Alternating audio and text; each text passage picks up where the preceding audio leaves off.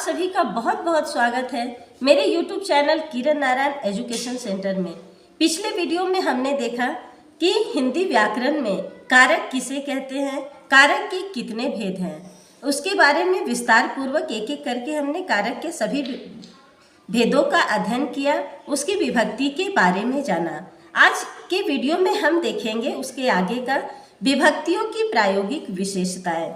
विभक्तियों को जब हम प्रयोग में लाते हैं तो इनकी क्या क्या विशेषताएं हैं, इसे हम समझेंगे। प्रयोग की दृष्टि से हिंदी कारक की विभक्तियों को अपनी कुछ विशेषताएं हैं। इनका व्यवहार या प्रयोग करते समय निम्नलिखित बातों को ध्यान में रखना चाहिए।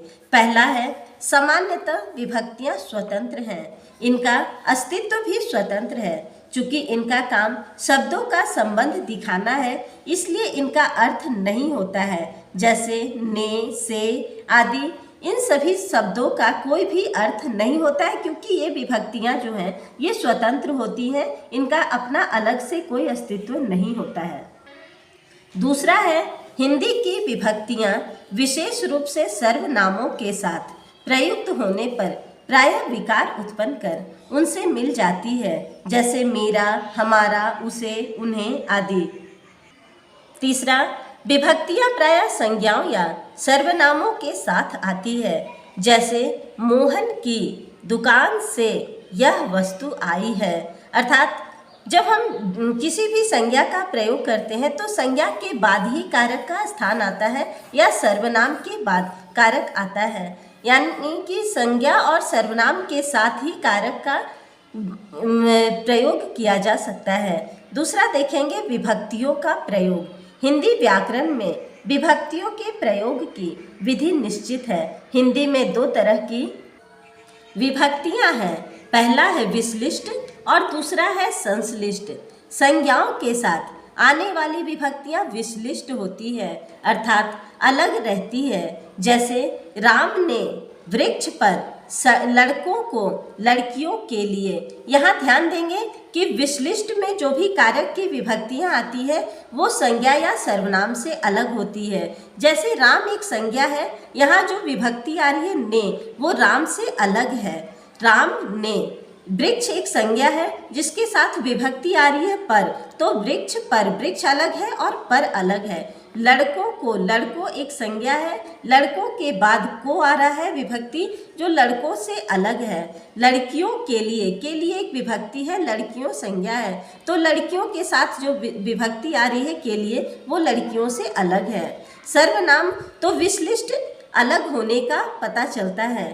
सर्वनामों के साथ विभक्तियां संश्लिष्ट या मिली होती है। यहाँ ध्यान देंगे कि विश्लिष्ट में संज्ञा के साथ जो विभक्ति आती है वो संज्ञा से अलग होती है, लेकिन संश्लिष्ट में सर्वनाम के साथ जो विभक्तियां आती हैं वो संश्लिष्ट होती है, अर्थात सर्वनाम के साथ मिली होती है। जैसे उसका, इसमें उस सर्वनाम है और का विभक्ति है, उसका, तो यहाँ ये दोनों शब्द एक में मिलकर उसका बन जाते हैं, या उसका या मिली होती है। जैसे किस पर जो विभक्ति है, किस पर, किस एक सर्वनाम है और पर विभक्ति है, जो दोनों मिलकर एक साथ प्रयोग में आते हैं। तुमको, तुम सर्वनाम है और को विभक्ति है, ये दोनों एक साथ मिले हुए हैं। तुमको, तुम्हें, तेरा, तुम्हारा, उन्हें, यहाँ, यह सब ध्यान रखना है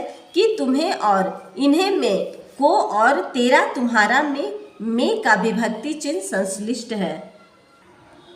के लिए, जैसे दो शब्दों की विभक्ति में पहला शब्द संश्लिष्ट होगा और दूसरा शब्द विश्लिष्ट होगा। जैसे तुम प्लस रे, तू प्लस रे लिए इक्वल टू तेरे लिए, तुम प्लस रे लिए इक्वल टू तुम्हारे लिए, मैं प्लस रे लिए अर्थात मेरे लिए। तो इस तरह से हमने देखा कि विश्लिष्ट संज्ञा के साथ अलग से प्रयोग में आता है और संश्लिष्ट सर्वनाम के साथ एक साथ ही प्रयोग में आता है।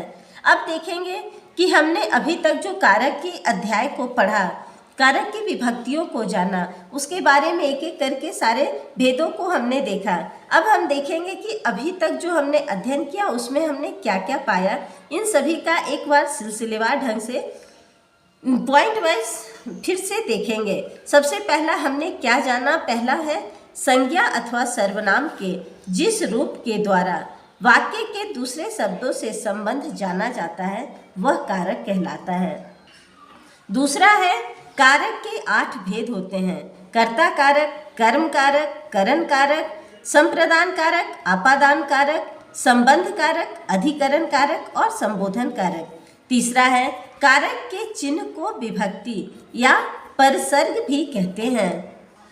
कारक के विभक्ति चिन्ह देखेंगे।